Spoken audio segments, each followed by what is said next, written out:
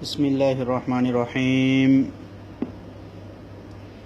আজকে আপনাদেরকে পড়াবো নুন সাকিন এবং তানবিনের কায়দা। দুই জবর দুই জের দুই পেশকে তানবিন বলে। এই নুন সাকিন এবং তানবিনের কায়দাগুলো আমি আপনাদেরকে যখন দুই জবর দুই জের দুই পেশ পড়িয়েছি তখন আমি আপনাদেরকে বলেছিলাম যে কি বোর্ডটাকে উল্টা করে বোর্ডের মধ্যে লিখেছিলাম যে কি নুন সাকিন এবং তানবিনের চারটা কায়দা রয়েছে: ইজাহার, ইখফা, ইদগাম, ইকলাব। তাহলে আজকে আপনাদের প্রথম নিয়মটা পড়াবো আপনাদের, যে ইজাহার, নুন সাকিন এবং তানবিন চারটা নিয়মে পড়াচ্ছে। এক নম্বর নিয়মের নাম হচ্ছে ইজাহার। সেটা আপনারা সম্ভবত 16 নম্বর পড়া 16 নম্বর ক্লাস থেকে আপনারা ভালোভাবে দেখে নিতে পারেন।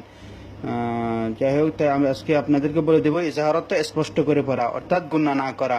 ইজাহারত্ব স্পষ্ট করে পড়া অর্থাৎ গুণা না করা। গুণা না করা মানে আওয়াজটাকে নাকের বাসির মধ্যে নিয়ে না আসা। এতটুকু আপনারা শিখে রাখুন। নুন সাকিন এবং তানবিনের চারটা কায়দার মধ্যে প্রথম নম্বর কায়দার নাম হচ্ছে ইজাহার। ইজাহারত্ব স্পষ্ট করে পড়া অর্থাৎ গুণা না করা। এখানে দেখুন আমি সুন্দরভাবে লিখে দিয়েছি, আপনারা এই নিয়মটা আপনারা লিখে নেবেন। নুন সাকিন বা তানবিনের পরে হরফে হলকের কোনো হরফ আসলে নুন সাকিন বা তানবিনকে ইজাহার করে পড়তে হয়। হরফে হলকে হচ্ছে 6টি: হামজাহা, আইনহা, গইন, খ। তাইলে ইজাহার করে পড়তে হয় মানে স্পষ্ট করে পড়তে হয়, অর্থাৎ আওয়াজটাকে নাকের বাসির মধ্যে না নিয়ে ইজাহার স্পষ্ট করে পড়তে হয়। নাকের বাসির মধ্যে নেওয়াটাকে গুন্না বলে, নাকের বাসির মধ্যে না নেওয়ে নিজ নিজ মখরাজ থেকে পড়াটাকে ইজাহার বলা হয়। তাহলে দেখুন নুন সাকিন এবং তানবিনের পরে যদি হামজাহা, আইন, হা, গইন, খ এই 6টা হরফ যদি আসে তখন নুন সাকিন এবং তানবিনটাকে গুণা করবে না। যেমন আমি এখানে উদাহরণ দিয়ে বুঝিয়ে দিয়েছি আপনাদেরকে, ভালোভাবে লক্ষ্য করুন। তয়রন আবাবিলা, দেখুন তয়রন, র দুই জবর রন।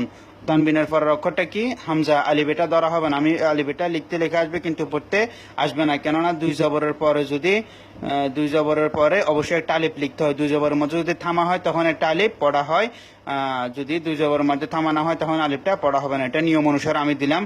তয়রন আবাবিলা, দেখুন তয়রন তানবিন, তানবিন দুই জবর। এই যে দুই জবরের পর অক্ষর কি? হামজা। আমি বলেছি আলিফের মধ্যে জবর জের পেশ হলে সেটা হামজা হয়। তাহলে এই যে দেখুন হামজা, সেজন্য ওই জন্য তানবিনের পরে হামজা আসার কারণে তানবিনটাকে গুণা করবে না, এভাবে পড়া হবে না। তয়রন আবাবিল এভাবে পড়লে ভুল হবে, পড়তে হবে কি? তয়রন আবাবিলা। আবা জবরের বাম পাশে কালি আলিফ একালিফ টানতে হবে, জেরের বাম পাশে ইয়াসাকিন একালিফ টানতে হবে। তয়রন আবাবিলা, এভাবে। নারুন হামিয়াতুন, নারুন তানবিন, তানবিন দুই পেশের পরের অক্ষরটা কি? হা। ওই জন্য দুই পেশটাকে গুণা করবে না, এভাবে গুণা না করে পড়াটাকে ইজাহার বলে, অর্থাৎ আওয়াজটা নাকের বাসির মধ্যে না নেওয়াটাকে ইজাহার বলে। নারুন হামিয়াতুন এভাবে পড়তে হবে। লিমান খসিয়া, দেখুন নুন সাকিনের পর অক্ষরটা কি? খ। এই যে নুন সাকিনের পর অক্ষর এখানে খ আসছে, ওই জন্য নুনটাকে গুণা করতে হবে না। লিমান খসিয়া এভাবে পড়তে হবে, লিমান খসিয়া। এই নিয়মগুলো আপনারা ভালোভাবে খাতার মধ্যে লিখে রাখবেন, সেটা আপনাদের অনেক অনেক উপকার দেবে। মিন গায়রিহি, দেখুন মিন গায়রিহি, নুন সাকিনের পর অক্ষরটা কি? গইন। গইন কি হরফে হলকের থেকে একটা হরফ? হ্যাঁ, এই যে গইন। এই 6টা হরফের মধ্যে একটা হরফ, ওই জন্য নুনটাকে গুণা করবে না। ইয়াউমাইযিন আলাইহা, ইয়াউমাইযিন দাল দুইজের দিন, তানবিনের পর অক্ষরটা কি? আইন। আইন কি 6টা হরফের মধ্যে আছে একটা? এই যে আইন এখানে 6টা হরফের মধ্যে আছে, ওই জন্য এই তানবিনটাকে দুই জেরটাকে গুণা করতে হবে না, নাকের বাসির মধ্যে নেওয়া যাবে না, যেহেতু তানবিনের পর অক্ষর কি? আইন। আইনটা হরফে হলকি, সেই জন্য তানবিনটাকে গুণা করা হবে না। ইয়াউমাইযিন আলাইহা, এখানে একালে টানতে হবে, জবর বাম পাশে কালি আলিফ।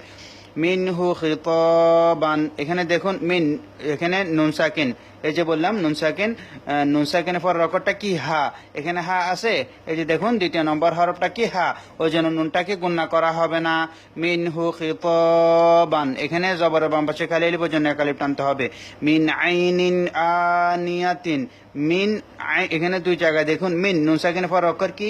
আইন, ওই জন্য নুনটা গুণা করা হবে না। আবার আইনিন, তানবিনের পর অক্ষর কি? হামজা। আমি বলেছি আলিফের মধ্যে যদি জবর জের পেশ জজম কিংবা খাড়া জবর খাড়া যেতে হবে তাহলে সেটাকে হামজা বলা হয়। তাহলে এখানে দেখুন মিন আইনিন আনিয়াতিন, খাড়া জবর একালিফ টানতে হবে। মিন আইনিন, মিন গুণা নেই, আইনিন গুণা নেই। মিন আইনিন আনিয়াতিন, কুফুয়ান আহাদুন। দেখুন কুফুয়ান তানবিনের পর অক্ষর কি হামজা, এই যে আলিফটা নিয়ম বলেছি, এখানে নিয়মটা বলবো না। তানবিনের পর অক্ষর কি হামজা, তাহলে দেখুন এই যে হামজা, হামজা আসার কারণে তানবিনটা গুণা করা হবে না। কুফুয়ান আহাদুন এভাবে পড়তে হবে। ফামান উফিয়া, দেখুন ফামান নুন সাকিনের পর অক্ষর কি আইন, ওই জন্য নুনটা গুণা করতে হবে না। ফামান উফিয়া মিন আখিহি, এখানে দেখুন নুন সাকিনের পর অক্ষর কি হামজা, এখানে জেরের বাম পাশে ইয়া সাকিন এক আলিফ টানতে হবে। মিন আখিহি মান আদিনা, দেখুন মান আদিনা নুন সাকিনের পর অক্ষর কি হামজা, ওই জন্য নুনটাকে গুণা করা যাবে না। মান আদিনা এভাবে। কিতাবুন হাকিমুন তানবিনের পর অক্ষর কি হা, এই যে হা, ওই জন্য তানবিনটা গুণা করা যাবে না। কিতাবুন হাকিমুন। আযাবুন গলিযুন, আযাবুন বা দুই পেশ বুন, এই যে তানবিনের পর অক্ষরটা কি গয়ন, এই যে গয়ন, ওই জন্য তানবিনটাকে গুণা করা হবে না। আযা, এখানে জবর বাম পাশে খালি আলিফ এক আলিফ টানতে হবে। আযাবুন গলিযুন, এখানে জেরে বাম পাশে ইয়া এক আলিফ টানতে হবে। আযাবুন গলিযুন। হাসিদিন ইযা হাসাদা, এই যে হা জবর বাম পাশে খালি আলিফ এক আলিফ টানতে হবে। হাসিদিন তানবিন জেরের বাম পাশে কি ইয়া, সরি জেরের বাম পাশে হামজা, যে যে হামজা তানবিনের তানবিনের পরে যদি হামজা আসে তখন তানবিনটাকে গুণা করা হবে না। হাসিদিন ইযা হাসাদা, ইযা জবর বাম পাশে খালি আলিফ ওই জন্য এক আলিফ টানতে হবে। হাসিদিন ইযা হাসাদা। তাহলে আপনারা এই নিয়মটা ভালোভাবে লিখে রাখবেন এবং এখন যে পড়াগুলো বলেছি আপনারা ভালোভাবে এটা মনোযোগ সহকারে ভিডিওটা ভালোভাবে শুনবেন এবং সুন্দরভাবে শেখার চেষ্টা করবেন। আল্লাহ আপনাদের তৌফিক দান করুন। আসসালামু আলাইকুম ওয়া রাহমাতুল্লাহ।